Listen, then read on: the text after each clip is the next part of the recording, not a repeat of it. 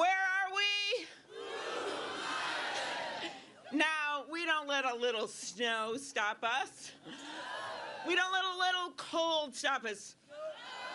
Like, are you guys even cold? Tell the truth. Okay. Now, when I said that elected leaders should go not just where it's comfortable, but also where it's uncomfortable, this is what I meant. Now, John and I want to first thank our amazing and incredible team and staff for putting this together. Unbelievable. Also, the City of Minneapolis Parks, thank you. All the incredible people that turned out. My friends Tina Smith and Governor Walz, Lieutenant Governor Peggy Flanagan, highest ranking Native American state official in our nation. Our congressional delegation, thank you. Mayors, commissioners, legislators. Oh, I forgot, my dad, who's 90 years old. And you always want to thank your in-laws. Bill and Marilyn from Mankato. Thank you, Dudley D., who traveled with Prince for so many years, for being here. Hey, if Prince could do that halftime show in all that rain, I can do this in this snow. Sounds of Blackness, thank you. Rabbi Zimmerman. Thank you, friends from across the country. This is why we live here. Thank you, Greater Minnesota. Thank you, our suburbs, and thank you, the Twin Cities of Minneapolis, St. Paul. We are gathered here today on this beautiful Mississippi River, America's great river, running straight through the middle of our country, through the heartland. It takes its name from the Native American word for the father of waters. It starts small up north. And like so many of you as a kid, I got the thrill of going up there and claiming that I jumped clear over the Mississippi River. It then gets wider as it flows down here to the Twin Cities and then to Wisconsin, where my mom was born, and then down to Iowa, a place where we in Minnesota like to go south for the winter. Or at least I do. And then to Illinois, a state that boasts a lot of extraordinary presidents, from Abraham Lincoln to Barack Obama. Then that river meanders down to St. Louis. Well, you'll find a big arch, a gateway that honors our country's pioneers. Onwards to Kentucky and Memphis, Tennessee, where Dr. Martin Luther King Jr. went one April day to join sanitation workers fighting for dignity, where he preached about the mountaintop and how he'd seen the promised land. And then to Arkansas and Mississippi, all the way down to New Orleans, where the spirit of resilience abounds. The Mississippi River. All our rivers, they connect us to one another, to our shared story. For this is how our country was founded, with patriots who saw more that united them than divided them. And this is how this city, the Mill City, and our country prospered, right along this river, and our nation's railways and roads, grounded in the common belief that prosperity shared leads to better lives for all. And this is how we became the world's beacon of democracy, one in which everyone matters. We start in this place, where about a mile downriver on a beautiful summer day, a big bridge collapsed into this river. I said on that day that a bridge just shouldn't fall down in the middle of America. Not one of the busiest bridges in our state, not a bridge just a few blocks from our home, where John and Abigail and I drove over nearly every day. But it happened. And suddenly the eyes of the nation were on our state. And that day, America saw in a very visceral way that everyone matters, everyone. They saw it in that off-duty firefighter who dove into the murky water over and over again, looking through those cars and trucks submerged for survivors. They saw it in the story of Paul Eckstead, the semi-truck driver who sacrificed his own life by veering off the road to save a school bus full of kids. They saw it in the school staff member, Jeremy Hernandez, who rescued each and every kid on that miracle school bus as it hung precariously next to a guardrail after plummeting 30 feet. Later, we worked across the aisle to get the federal funding, and we rebuilt that I-35W bridge in just over a year. That's community. That's a shared story. That's ordinary people doing extraordinary things. But my friends, that sense of community is fracturing across our nation right now, worn down by the petty and vicious nature of our politics. We are tired of the shutdowns and the showdowns, of the gridlock and the grandstanding.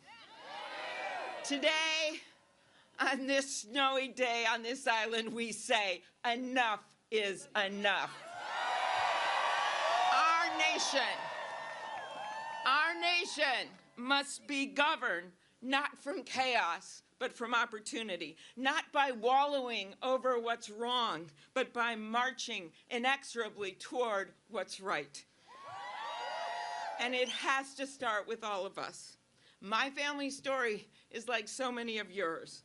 On both my mom and my dad's side, they arrived in this country with nothing but a suitcase. But they made a home here. It was cold. Okay, maybe not as cold as this. They didn't know anyone, but like so many immigrants, they wanted a better life for their families. My grandpa worked 1,500 feet underground in the mines up north on the Iron Range. He never graduated from high school. He saved money in a coffee can in the basement to send my dad to college. My dad, who's here at age 90, got a 2-year degree from Vermillion Junior College, and then finished up at the great University of Minnesota. He became a journalist. As a young, thank you, person cheering. As a young Associated Press reporter, he called the 1960 presidential race for John F. Kennedy. He covered the 1968 conventions. He interviewed everyone from Mike Ditka to Hubert Humphrey to Ronald Reagan to Ginger Rogers.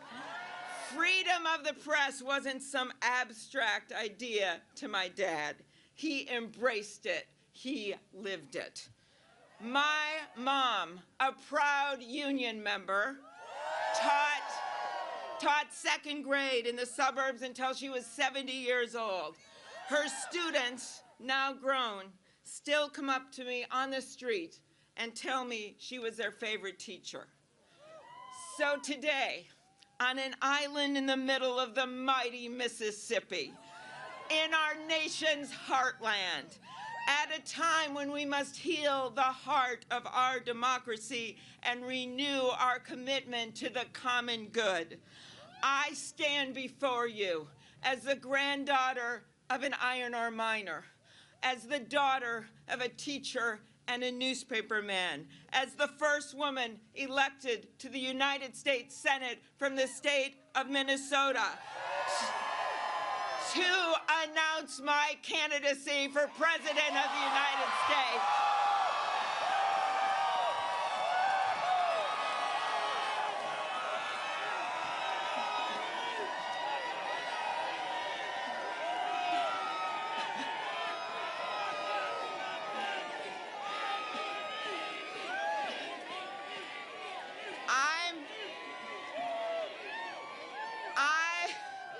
I am running for this job for every person who wants their work recognized and rewarded.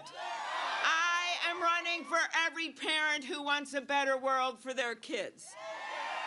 I'm I'm running for every student who wants a good education, for every senior who wants affordable prescription drugs, for every worker, farmer, dreamer, and builder. I am running for every American.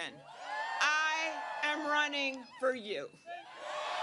And I promise you this, as your president, I will look you in the eye. I will tell you what I think.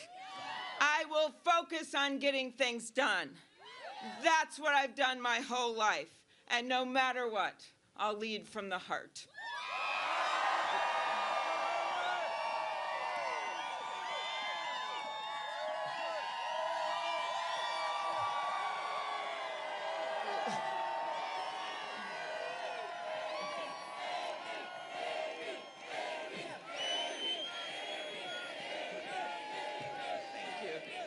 Okay, let me be blunt.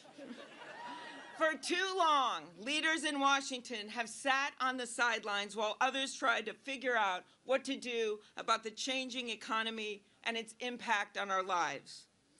What to do about the disruptive nature of new technologies, income inequality, the political and geographic divides, the changing climate, the tumult in our world. For a moment, let's stop seeing those obstacles as obstacles on our path. Did we view the snow as an obstacle? No, we did not. Let's see those obstacles as our path. This is what I mean. There are insidious forces every day that are trying to make it harder for people to vote, trying to drown out our voices with big money. It is time to organize, time to galvanize, time to take back our democracy. It's time, America. Time to pass a constitutional amendment to overturn Citizens United and get the dark money out of our politics. It is time to stop discriminatory actions by restoring the Voting Rights Act. It is time to pass my bill to automatically register every young person to vote when they turn 18. You see, the obstacles that they're throwing at us with big money and limits on voting, they're obstacles, but they're also our path. They are how, as Paul Wellstone would tell us, they are how we organize. Here is another one, climate change. The people are on our side when it comes to climate change. Why? Because like you and I, they believe in science.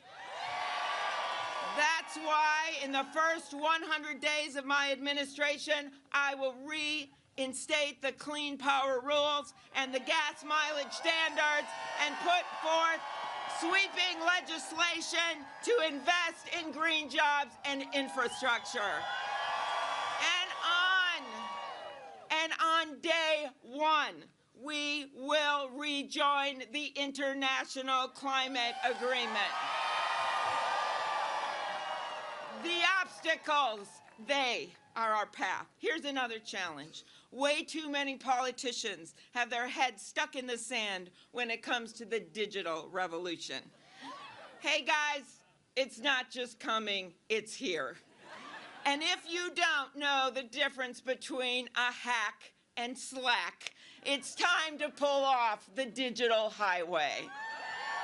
What would I do? What would I do as president? We need to put some digital rules of the road into law when it comes to people's privacy.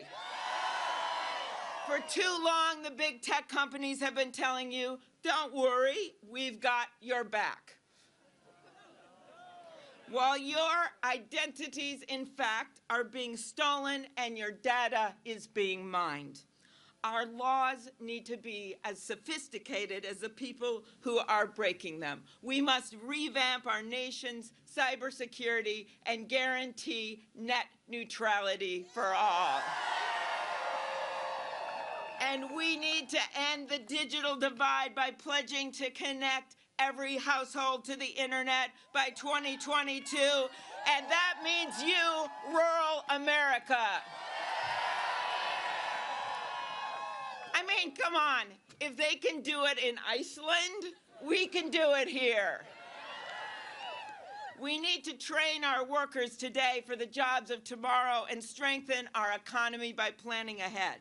That means respecting and recognizing educational certifications and two-year degrees and making it easier for people to get them. And yes, that means comprehensive immigration reform. It is time, America. And by the way, we should close those tax loopholes designed by and for the wealthy and bring down our debt and make it easier for workers to afford childcare, housing, and education. That is what I mean by shared prosperity. But we can't get there if people can't afford their health care.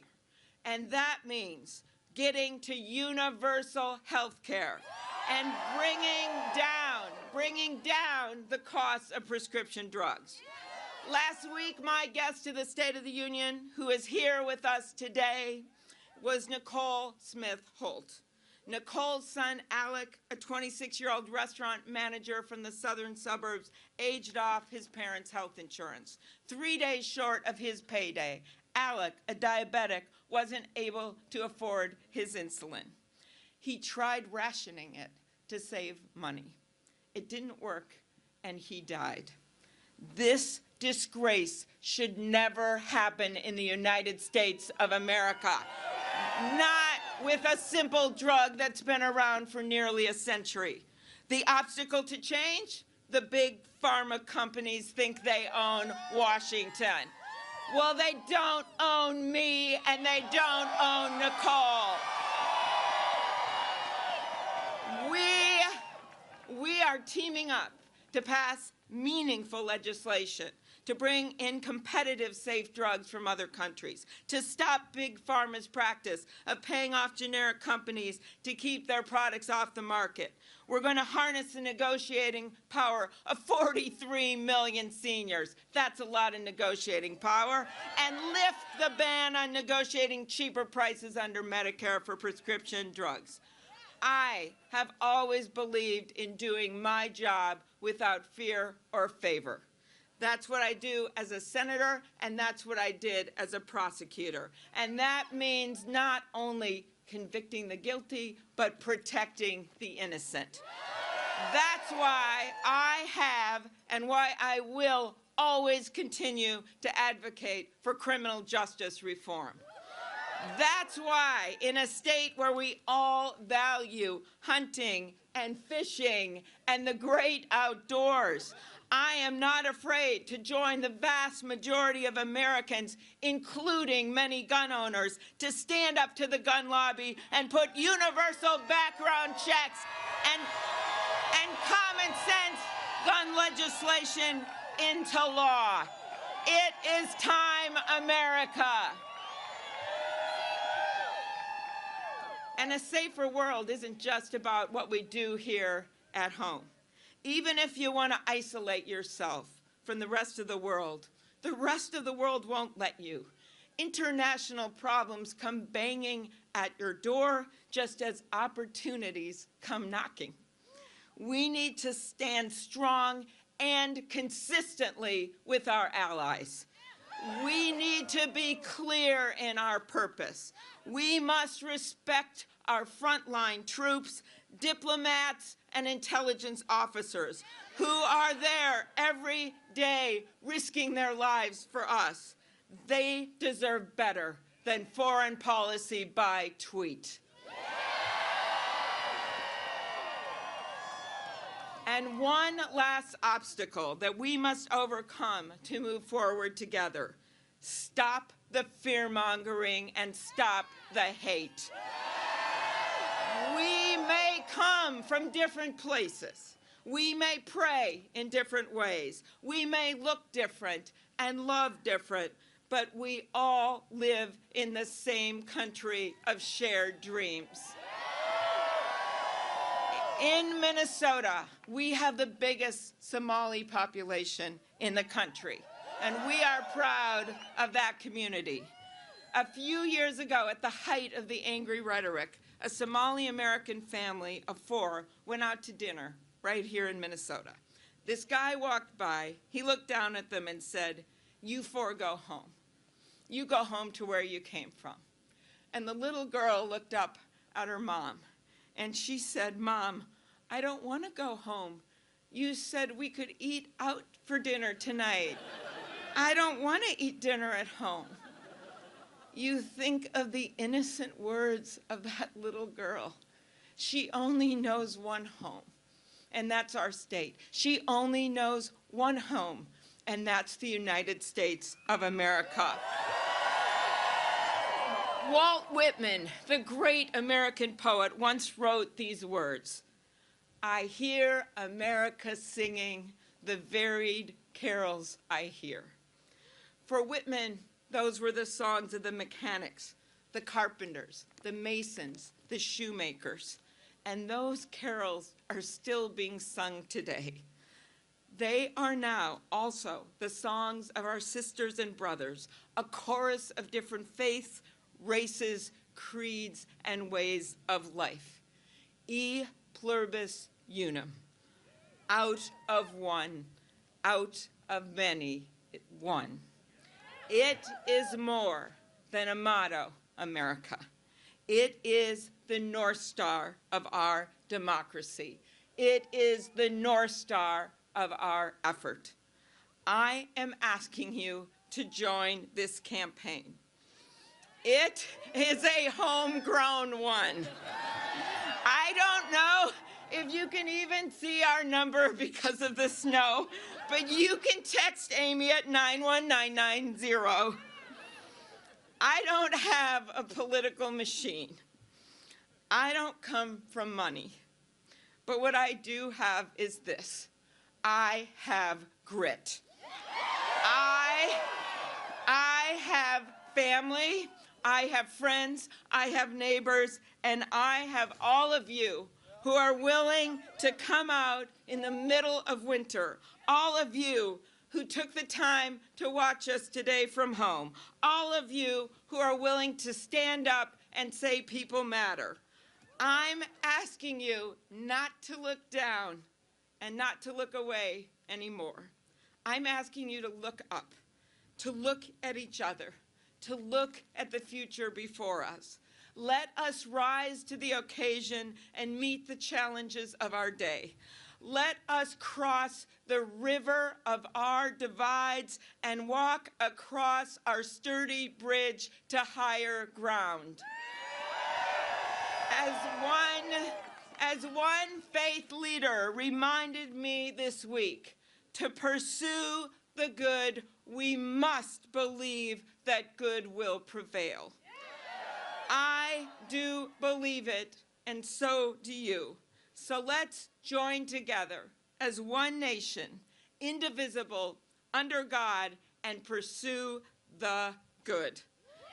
Thank you, and God bless America.